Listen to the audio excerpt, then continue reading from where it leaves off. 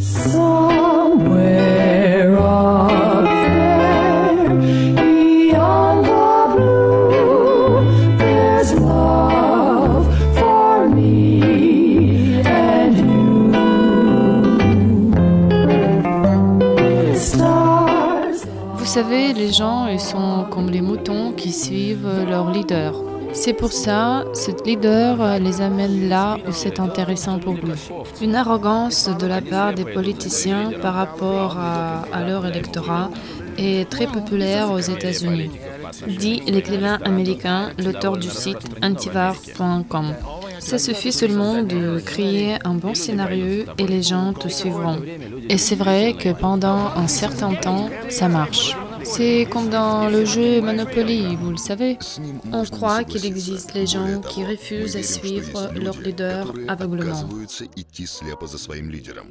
Hitler, bon, ce n'est pas un bon exemple. Voici un autre exemple, un peu mieux, et encore une. Ça, c'est ce qu'il faut. Comment il devrait être le vrai leader?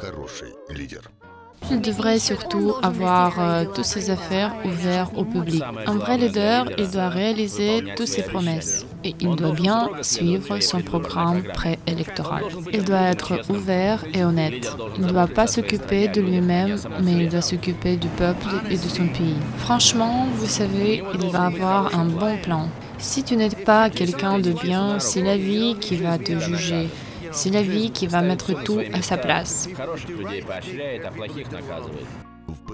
Voici un exemple qui est très courant et qui vient de l'Ukraine. L'indépendance du pays depuis 20 ans, le pays qui apprend la démocratie. En novembre 2011, a accusé l'ex-premier ministre Yulia Tymoshenko dans le dépassement des pouvoirs. Comme résultat, 7 ans de prison, l'interdiction d'occuper le poste d'État pendant la période de 3 ans et de rembourser 1,5 milliard hryvnias des dégâts à Naftogaz Ukraine. C'est une décision exceptionnelle car pendant la période de son indépendance, c'est le premier cas en Ukraine quand le fonctionnaire du niveau pareil est incriminé au résultat de la corruption. Cela a provoqué une résonance très large de Moscou à Bruxelles. Toute l'Europe parlait des répressions d'un politicien très fort. Est-il vrai ou faux? Pour répondre à cette question, on s'adresse aux événements réels. Juste un peu avant les élections présidentielles, en janvier 2009, à Moscou, Yulia Tymoshenko a eu une rencontre avec le président de la Russie, Vladimir Poutine. Le résultat de cette rencontre, c'était le contrat signé pour la livraison de gaz avec une obligation d'acheter le gaz au prix de $450 à un mètre cube. Et ce contrat, tout le monde appelait le contrat très intéressant pour l'Ukraine. Parce que le prix était fixe et en plus, il y avait une réduction de 20% pour l'année 2009. Mais à partir de 2010, la réduction était enlevée. Et le prix de $450 à mètre cube est devenu un prix irréel pour l'Ukraine. Pourtant, le contrat était signé pour la période de 2 ans. Pourquoi Tymoshenko l'avait accepté? Elle, c'est Marta Borsch qui gérait le procès de Pavel Lazarenko aux États-Unis. Et elle sait bien qu'il a volé du peuple ukrainien 200 millions de dollars. Comme résultat, il a eu de la justice américaine 9 ans de prison et une amende en 10 millions de dollars. Marta Borsch, son avocate aux États-Unis, a bien confirmé que l'enquête réalisée par le Bureau fédéral d'enquête bien confirmé tous les transferts des montants énormes sur les comptes de Lazarenko pendant qu'il était Premier ministre en Ukraine. Pendant la période de business en Ukraine de Pavel Lazarenko, son partenaire principal était Petr Kirichenko. Vu qu'il a témoigné contre son ex-chef Pavel Lazarenko, il se trouve sous la protection du programme des témoins à protéger. Il a décidé de collaborer avec la police américaine et il était un des témoins principaux dans l'affaire de Lazarenko. Petr Kirichenko, c'était un homme d'affaires qui, au début des années 90, a créé une société agricole.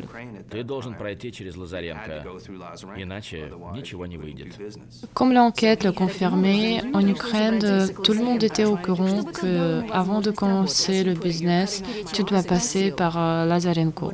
Autrement, tu ne réussiras jamais. C'est pour ça que Kirichenko s'adresse à Lazarenko pour que l'autre lui donne la possibilité de travailler tranquillement. Quand M. Kirichenko a posé la question à M. Lazarenko, qu'est-ce qu'il faut faire pour qu'il réussisse dans son business, Lazarenko lui a répondu qu'il faut qu'il donne la moitié de ce profit à lui. Dans un sens, ils sont devenus des partenaires et Kirichenko a devenu un conseiller de Lazarenko. Plus tard, Kirichenko a appris Lazarenko de travailler avec les systèmes des banques étrangères. Pendant le témoignage, Kirichenko a confessé de la création de plusieurs compagnies dans les zones offshore. En plus, il a découvert tous les chemins noirs de transfert de l'argent sur les comptes de ces compagnies. Parmi tous ces chemins noirs financiers, le nom de Yulia Tymoshenko était cité aussi. Les intérêts de Mme Tymoshenko et M. Lukashenko sont croisés dans les années 90. Quand Pavel Lazarenko est devenu vice-premier ministre des questions énergétiques, Yulia Tymoshenko, avec son époux, a créé une compagnie énergétique.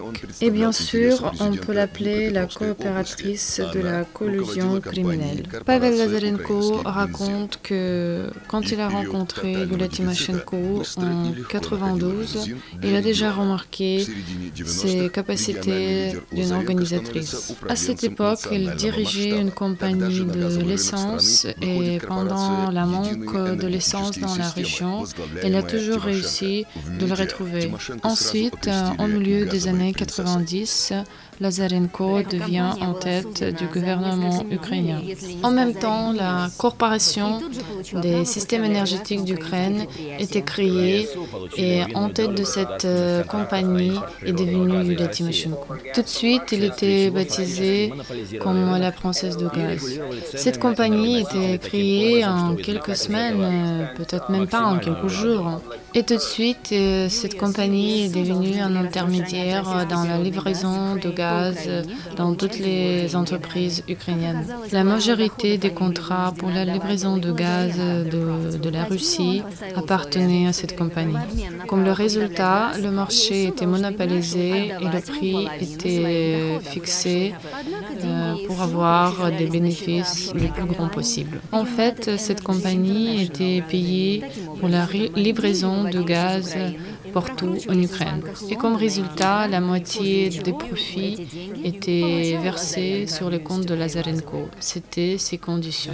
En fait, il existait un chemin noir de tous ces transferts de l'argent pour au final arriver dans les mains de Lazarenko. On appelait Yulia Tymoshenko princesse de gaz parce que c'est elle qui contrôlait les livraisons de gaz. Et c'est grâce à toutes ces livraisons de gaz de la Russie en Ukraine, Yulia Tymoshenko est devenue une personnage très forte. Jonathan Houden, l'accusateur fédéral qui a participé dans l'affaire de Lazarenko.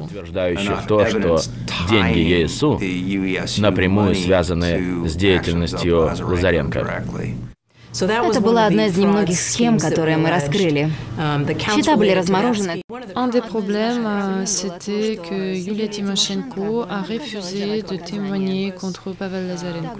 Quand on est adressé à Gazprom en Russie pour nous aider dans cette enquête, Gazprom nous a refusé. Il a refusé de témoigner contre Lazarenko. Plus tard, l'avocat de Yulia Tymoshenko a déclaré qu'elle a le droit de refuser de témoigner contre Pavel Lazarenko suivant les lois ukrainiennes. Tous les schémas noirs des transferts de l'argent d'un compte à l'autre des compagnies différentes étaient détectés et découverts, et finalement même que l'argent des comptes de Lazarenko était transféré sur les comptes de Yulia Tymoshenko. United Energy International Ltd. В дальнейшем Тимошенко организовала перевод этих средств на счет основанной ею компании Somali Enterprises Ltd. И наличные счета Лазаренко в швейцарских банках. Часть денег была отправлена на личный карточный счет Тимошенко. Кроме того, следствию были нужны показания свидетелей. Mais on n'a pas réussi d'avoir des autres témoins qui pouvaient confirmer ce schéma des transferts criminels. Et pourtant, on avait des témoignages d'autres 30 pays, mais pas de l'Ukraine. Jason Felch, un journaliste de Los Angeles Times, qui a suivi l'affaire de Lazarenko pendant 7 mois. C'était le deuxième cas dans la justice américaine quand l'ex-chef du gouvernement était accusé. Le premier cas, c'était le cas avec Manuel Noriega, mais pour l'accuser, il fallait rentrer une armée à Panama. La Panama apparaît aussi dans l'affaire de Lazarenko. Avec le passeport de Panama, il a essayé de traverser par les États-Unis et arriver à Panama.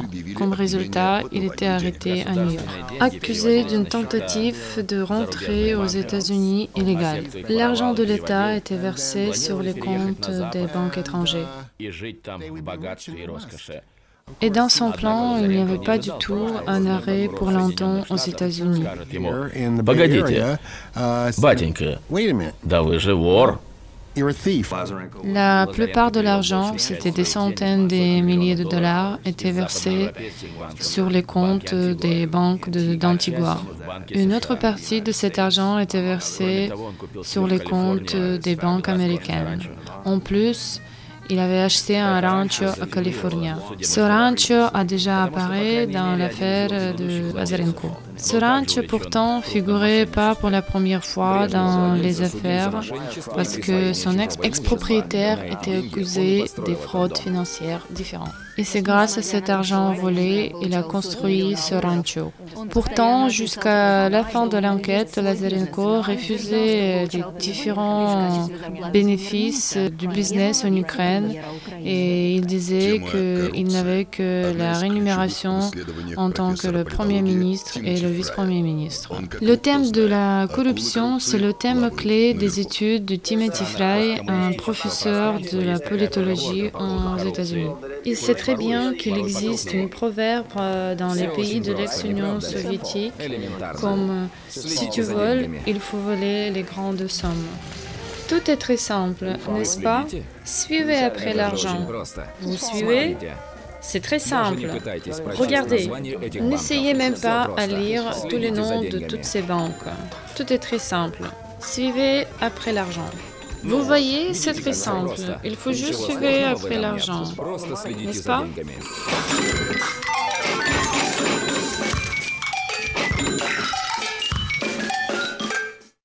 Vu que Lazarenko et Tymoshenko ont sorti l'argent à l'extérieur de l'Ukraine, c'est pour ça, à partir de cette période-là jusqu'au présent, l'Ukraine a les dettes qu'il doit payer à la Russie. Pour être plus précis, c'est à Gazprom qu'il faut payer pour la livraison de gaz en Ukraine. La somme de dette dépasse 200 millions de dollars. C'est une des causes de conflit entre l'Ukraine et la Russie. Gazprom insiste toujours que l'Ukraine rembourse cette dette, mais l'Ukraine n'a pas l'argent. Si Lazarenko n'a pas volé cet argent, il n'y avait jamais ce conflit. Richard Anderson, un expert de l'Université de Californie, qui dit qu'il n'y a rien d'exceptionnel dans les relations entre la Russie et l'Ukraine. D'après lui, la corruption qui règne en Ukraine, c'est tout à fait normal. Il dit que qu'aux États-Unis, avant l'arrivée de John Edgar Collard, c'était la même chose. C'est lui qui a créé le Bureau fédéral d'enquête aux États-Unis. La corruption était complètement exclue dans le Bureau fédéral d'enquête. Et même si vous proposez l'argent dans une enveloppe au-dessous de table à un agent de Bureau fédéral d'enquête, il va l'accepter, mais il va vous filmer aussi. Ensuite, il va vous arrêter et il aura des preuves. Il est très important d'avoir une organisation comme ça, impossible à acheter. Il paraît qu'en 2009, Vladimir Poutine a bien rappelé à Yulia Tymoshenko d'une affaire liée avec son passé de l'entrepreneur. Il s'agissait d'une affaire du général de l'armée de la Russie, Grigory Oleynik. Il a eu 5 ans pour le gaspillage de 323 millions de dollars. C'était le coût du matériel qui n'était jamais livré au ministère de la Défense. Grigory Oleynik raconte qu'à l'époque, Pavel Lazarenko s'est adressé à son État. Il a proposé certains schémas avec la participation d'une compagnie qui était dirigée par Yulia Tymoshenko. В своем письме он рекомендовал, чтобы этим вопросом занялась ПФК ЕСУ, которую возглавляла Юлия Владимировна Тимошенко. Дело вроде бы закрыто, но долг ЕСУ... C'est pour ça que Yulia Tymoshenko signait le contrat pendant la dernière rencontre avec Poutine en ce qui concerne la livraison de gaz en Ukraine. Согласилась на преступно высокие для Украины $450 за 1000 кубометров газа. La Russie était très contente du résultat de la signature du contrat parce qu'ils savaient bien que l'Ukraine ne serait pas capable de payer ce prix à partir de 2010, quand la réduction ne serait plus valable. Которые последовали, как только с наступлением 2010 года перестала действовать предусмотренная контрактом скидка, и цена на газ для Украины выросла до $450, пишет издание. Долг ЕСУ лег на бюджет Украины. Pourtant, maintenant, c'est le peuple ukrainien qui doit rembourser ses dettes et pas les membres de la corruption Lazarenko et Tymoshenko.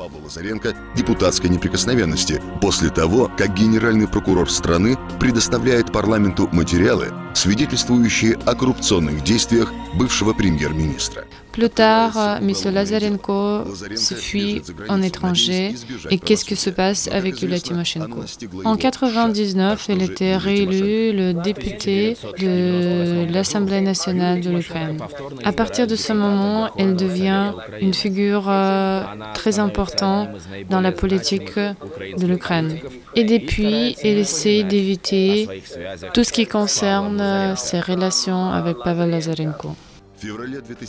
En février 2001, elle était accusée dans la corruption et elle était arrêtée. Elle nomme cette situation une commande de l'État et surtout du président actuel, Leonid Kuchma. Un mois après, elle est sortie de prison et elle a créé une partie Batkivshchina. А после и лидером оппозиционной фракции в парламенте. Надо сказать, что Тимошенко полностью оставила свой бизнес. Et finalement, elle a réussi de prendre une position clé au sein de la politique ukrainienne. В кругах Украины. La plupart des politiciens américains ont rencontré Yulia Tymoshenko, y compris Madeleine Albright. On a compté sur elle surtout parce qu'elle a pu aider l'Ukraine. La plupart des politiciens américains ont essayé à faire tout possible pour montrer que Yulia Tymoshenko n'a rien à voir avec l'affaire de Lazarenko. C'est pour ça, en 2004, la justice américaine a supprimé toutes les accusations faites à Yulia Tymoshenko. Обвинения, выдвинутые Юлией Тимошенко в США в связи с расследованием дела Лазаренко. Ce qui est très intéressant, c'est que tous ces trois personnages, M. Kuchma, Mme Tymoshenko et M. Lazarenko, sont bien liés entre eux. Pavel Lazarenko, pendant sa gouvernance, a essayé de reprendre tout le pouvoir et d'enlever Kuchma. Après son départ de l'Ukraine, Yulia a essayé de faire la même chose. Elle était une figure très forte et au final, elle est devenue un leader de la révolution orange. Pour le peuple ukrainien, Yulia Tymoshenko s'est battue contre les oligarques. Elle a réussi à bien changer, complètement changer son image dans les yeux des Ukrainiens. Si au début il était un voleur pour le peuple ukrainien, à la fin il est devenu quelqu'un qui se bat contre les voleurs. Elle a réussi à avoir la confiance du peuple. Et c'est grâce à cette image de la femme politicien qu'elle est devenue un enfant chéri du peuple ukrainien. Si on regarde du point de vue historique, le charisme a toujours joué un rôle très important. Un vrai leader doit être très charismatique. Yulia Tymoshenko a fait une très bonne démarche quand il a changé sa coiffure. Tu peux faire tout ce que tu peux, mais tu ne peux pas te changer de l'intérieur. On peut changer l'apparence, la langue, la nationalité, mais ce n'est plus qu'une image de marque. C'est comme dans l'Hollywood.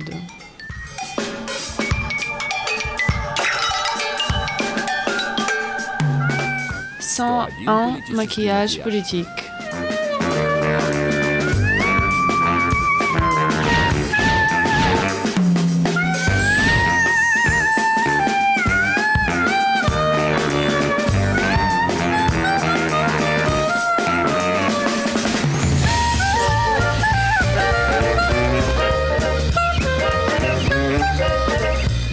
J'étais admirée par la révolution orange. C'était le cas unique et exceptionnel dont les politiciens ukrainiens ont déjà oublié. Chacun d'eux a retrouvé son business. Серьезным склоком с лидером этнических украинцев. В результате его правительство не могло эффективно работать и решать внутренние проблемы. Государственные деятели были заняты тем, что постоянно ссорились между собой. Mais la révolution orange n'a pas réussi à changer la situation politique en Ukraine. В стране к лучшему. Не словом, а делом. Основной лозунг оранжевой революции так и остался декларацией. За 20 лет... Depuis l'indépendance de l'Ukraine, pendant 10 ans, aucune réforme n'était effectuée. La première est apparue 10 ans après son indépendance. Экономических и социальных реформ, а следом и реализация этих проектов. Началась борьба с коррупцией. La lutte contre la corruption est commencée. Comme résultat, plus que 4000 des fonctionnaires d'État étaient virés à cause de la corruption et la prise des bakchiches. Чиновников разных уровней власти были уволены за использование служебного положения в личных целях. Certains de ces gens, comme par exemple Vassili Volga, le chef de service financier d'État, se sont retrouvés face au tribunal. Il était accusé de la prise d'un bakchich de $500 000. À la fin du procès de Yulia Tymoshenko, qui a duré des mois et des mois, la justice ukrainienne a confirmé toutes ces accusations. Pendant toutes ces années, Yulia Tymoshenko a bien réussi de cacher derrière la politique son business.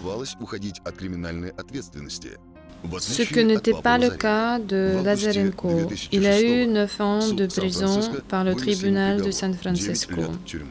Il n'est pas d'accord avec cette verdict et il continue à justifier son innocence. En ce qui concerne Yulia Tymoshenko, ce n'est pas seulement qu'elle n'est pas d'accord avec le verdict, mais elle appelle cette situation des années 37. C'est la période quand il y avait des répressions politiques. Pourquoi donc, quand le tribunal américain accuse un politicien, c'est normal et ça s'appelle la démocratie. Mais quand ça se passe en Ukraine, on appelle ça des répressions. Qu'est-ce que c'est? C'est la politique des standards doubles. Il paraît que deux fois, les histoires doublent. La première fois, quand Yulia Tymoshenko était arrêtée, il n'y avait pas grand monde qui est allé dans les rues. Cette fois-là, il y avait beaucoup plus de monde.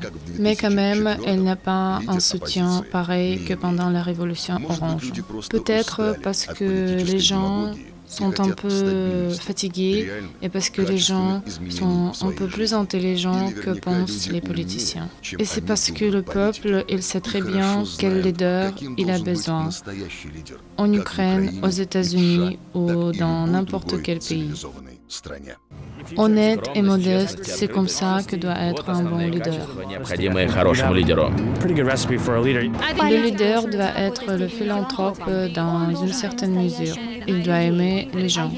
Si la personne qui va dans la politique a pour le but que de gagner la fortune, ce n'est pas une bonne approche.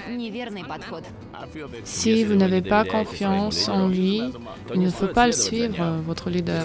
Si vous avez des doutes, écoutez votre cœur. Il ne vous décevra pas.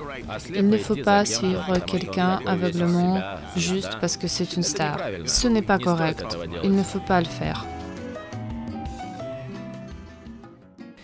Vous allez me demander pourquoi je parle du pop-corn. Vous vous rappelez le gars qui a construit la maison de l'argent volé? C'est la maison qui était achetée par Lazarenko. Il venait très souvent dans le parc national pour nourrir les moutons avec le pop-corn et ensuite il les fusillait. Donc je me pose une question, pourquoi on continue à suivre des mauvais leaders et on continue à manger ce pop-corn politique?